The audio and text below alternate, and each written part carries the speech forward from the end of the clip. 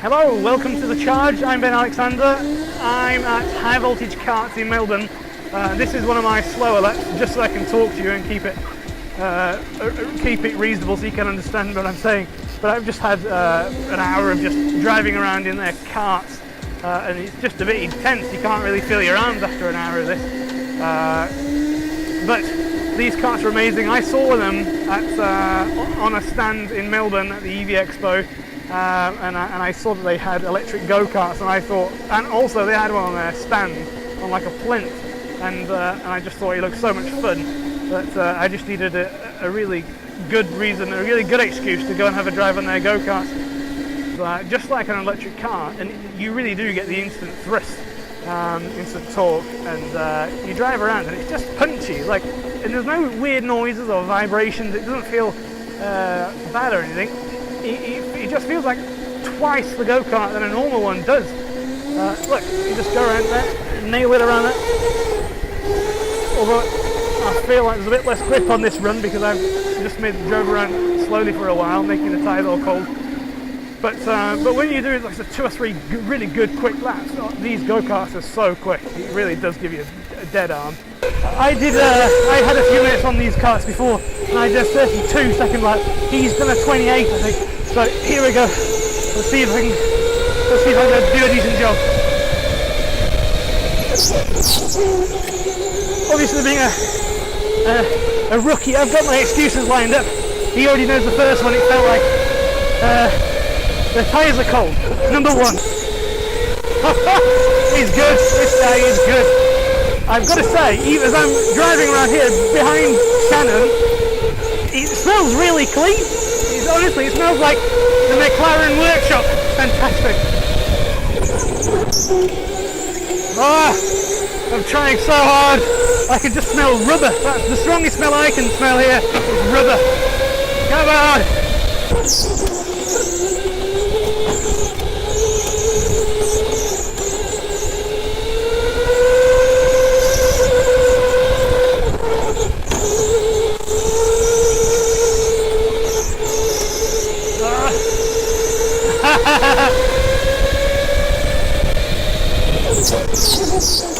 Yes!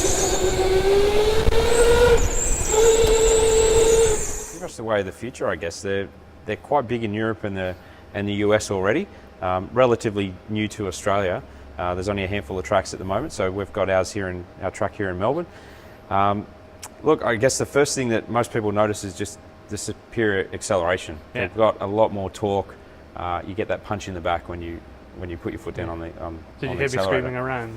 We often get a lot of people that'll scream when they leave the pit lane, so we've got the remote speed control, which is a good safety feature as well. Yeah. I guess in the pit lane they're limited just to walking speed, and when we adjust that speed when they go out on track, we get a lot of people screaming with that initial acceleration. So, which is good. That's probably the biggest difference that people notice straight away. Yeah. A lot of other features, I guess, that come with an electric from a drivability point of view. The handling is a little bit different, a little bit heavier, but to compensate for that, we've actually got a differential in the back as well. So no more solid rear axle. It means you can get that cleaner power delivery to the ground as well. You can slide them around a little bit, which everyone I noticed likes. that as I was going out of a corner and you stab back on the throttle and it would just be a little bit snap around like a bit. And it's much more fun. What we've had to do though is a little bit is to just program in a little bit of a torque curve, just to give that drivability, so when you put your foot down it tapers in a little bit. But you can also program in engine braking, so when you get off the accelerator you get that motor braking to slow you down. Different current draw rates, low range, high range acceleration, so there's a lot you can tailor to make it really well suitable for your track. The karts weigh 290 kilos. There's 100 kilos of batteries in these, of course, but it also allows us to distribute the weight nice and evenly. So you've got batteries on either side of the kart and your big winding of copper motor in the back. So very well balanced, which I think helps the handling wise as well. It's very even left and right. And what's the motor? How powerful is the motor? So the motors we're running in these are 4 kilowatt continuous. It's a 48 volt system. These are AC brushless motors that we're running in these ones. So 4 kilowatt continuous, they peak at about 8 kilowatts when you put your foot down. So they put out plenty of torque, really have enough to pull you away. So and that's the thing, a lot of people, I mean the cart 290 kilos plus 80 kilos average driver weight, there's a lot of weight that it pulls, and you don't notice it when you sit in there. It really takes off. I thought it felt like twice as powerful as a normal go-kart. It might not be on paper, but it feels like it. Yeah, I think the acceleration would be definitely from a standing start. I mean, they're geared and they're tuned for this track, so they're not. I mean, there'd be similar top speeds, but you don't need the long straights to get up to that speed. So I think the longest acceleration zones we have on our track are only 50 or 60 metres. Yeah. And you're reaching that 60k an hour mark in that time frame. So really quick, and you're straight into the next corner as well. Yeah. There's a figure, what is it, 0 to 80?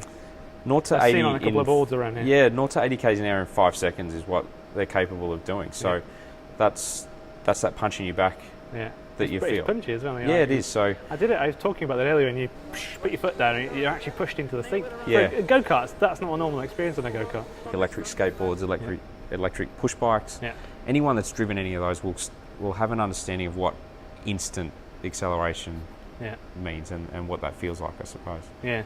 The tyres on it, because the tyres look really sort of nice and new, and these are good tyres, I think, for a go-kart, aren't they? Yeah, look, there's a lot of different tyre brands that you can use. So we've gone through a lot of different testing. The Dunlop Tire that we use is their race compound tyre that they use in competitions. It is a slightly harder compound, but not super hard that you get in a lot of karting venues. And we've chosen this tyre because it does give that really good feel. We want the karts to slide around, but we want the driver to have good feel of when they're sliding, where that edge of grip is. When we've tried tyres that are super grippy, it means you can throw the kart into the corner and it'll catch you really easily, but it takes the character out of the track. Yeah. So having the driver have to control the throttle a lot more and not be so digital, not just on or off, but feed that throttle in progressively, is another challenge that we wanted on the track. Yeah. Basically, so the tyres aid that. Yeah. There's a big difference when they're fresh and they're cold. They're a little bit squeaky, and after a couple of laps they warm up, don't they?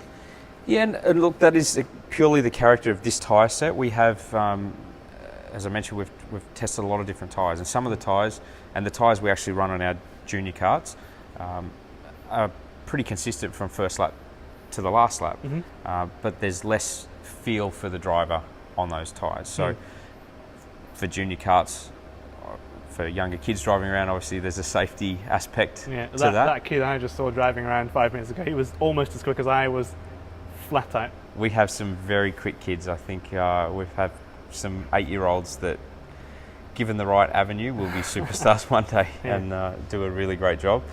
So with these tyres, that's what we tell people. You need to build into it. You need to spend the first few laps to build the tyre temperature, get those tyre pressures up, and then push through. So you need to drive differently from your first lap to your last lap. So there's quicker, is it? You do go quicker, but you can go slower as well if you push too hard. Yeah. Smooth is fast. Oh, I found that out, on that as well. And a lot of people overdrive them. So if you try and accelerate too much, you've got the helmet on. I get that. You're in race mode and you just want to accelerate and brake late and turn fast. It's not always the quick way. It's the fun way, sliding around, but it's not the quick way. So slowing the karts down, feeling that grip on the tyres is what's important, and that's what we teach when we're training drivers to go quicker. So about logistics, when you need to charge it, what do you do? How does it work, and what sort of issues does it bring having an electric motor in there? Does it bring any at all? Yeah, look, I think maintenance-wise they're quite simple, quite straightforward. So we've been operating here now for about 2.5 years, and we've never touched an electric motor. Yeah. So they're all brushless AC motors. There's no contacting parts apart from the end bearings, and our maintenance requirements are really low. As for charging the batteries, we charge them up after every race, so we don't use the full capacity of the battery. We run them down, so generally we'll run the karts for about 10 minutes at a time. 10 minutes usage at full pace, we can charge them back up in about 15 minutes. We're still using lead acid batteries at the moment, sealed AGM. Varying capacities, I guess. In a 10-minute race, you're using about, it's very driver dependent, but anywhere from 15 amp hours to 25 amp hours. So we're using batteries, capacity of the batteries we're using are around 55 to 80, which means we're not taking that full depth of discharge off them. So we're not running them to the point where you see any sort of performance gain, performance drop off. And as I said, 10 minutes of usage, 15 minutes to charge them back up. We can slow that down. Obviously, the slower we charge them up, the better for the battery. We can change the profile in the chargers we've got as well with a smart card. So depending on the type of battery we use, different variants of battery, we can change that charge profile as well. So either ramp it up faster, slow it down. There are 4 batteries here in series, so that gives us our 48 volt system. Probably just battery maintenance is one of the things that you do to maintain these. Just balance them up, look after them. So do you charge them fully up to nominal? Yeah, so the smart charger profile will charge them back to almost full and then taper off into almost a trickle charge state for them. So when they get hot, it gets a little bit harder the way they measure check for the resistance in the battery towards the end of the charge.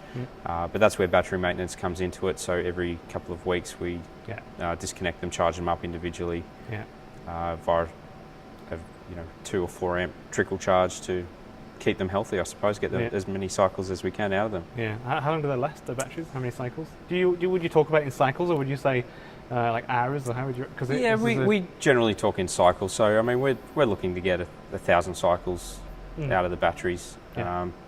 That's before we start to see any performance drop off, which obviously we don't want.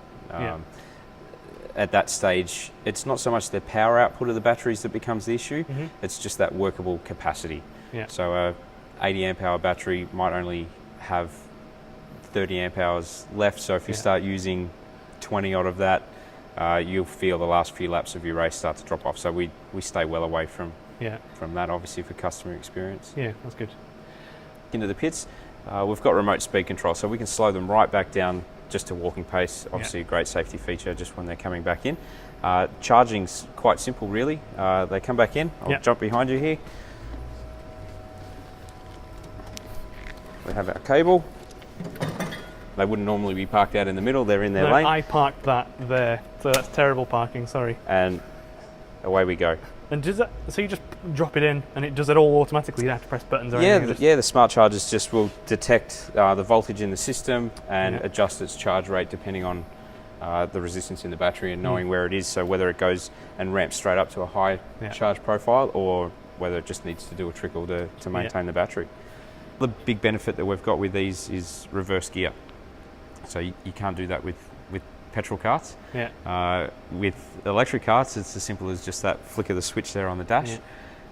Means we don't have to run out on track to get people. So if they do come in and think they can drift around, they can fix themselves up. And you had to use that, did you? I did.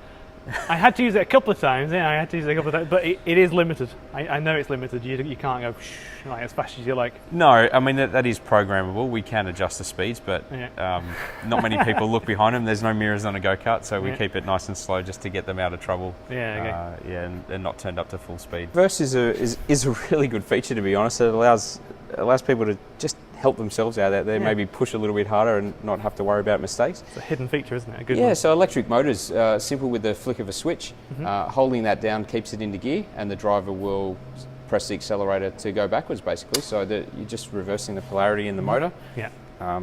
We can control the speed of the reverse, as I mentioned before. It's turned down nice and low. It allows them just to go back and get themselves sorted. And for some reason, the emergency stop is painted nice, big and red on this, and everyone loves touching a big red button. So there you go, off. Yeah, it's definitely mid-race. They're looking for a boost button or a turbo button somewhere on the card, and that is not it. That is not it. So I saw something, reverse April, is that right? That's not actually reverse April. So loads of people driving. That's not just not arming it. No, not doing our reverse parking or anything else. We actually run our track in reverse in April. It just gives a different challenge. The track is very different when you run it around the other direction. So that's interesting, isn't it? Keep it interesting. Don't let people get too comfortable going the one way. Because some people are smug when they do 28.1s. That's right. I think it's very rare. customers to get into the 28-second bracket on this track is very rare, but no one really does it straight away, so it takes a lot of practice. I was pushing and I got a 32. And after say 10 laps, I got 31. Probably and still sliding too much. Is that what it was? Yeah, pushing a little bit too hard. Yeah, your guy Shannon, he kept even then he was giving me little nudges at the back. Yep. Say, move.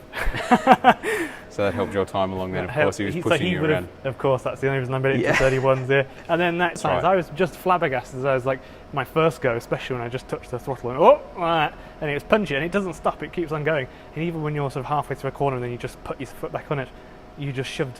Again, it's not the normal thing for a go-kart, I don't think, and it makes you think, how long do petrol ones have left? I reckon these might become the norm. The batteries might change and stuff. But yeah, look, battery technology is coming along all the time, so that's probably the main thing that'll change. The electric motors themselves, the brushless AC motors, there's not a huge amount of development that can go into those, but the battery technology, definitely ways to go.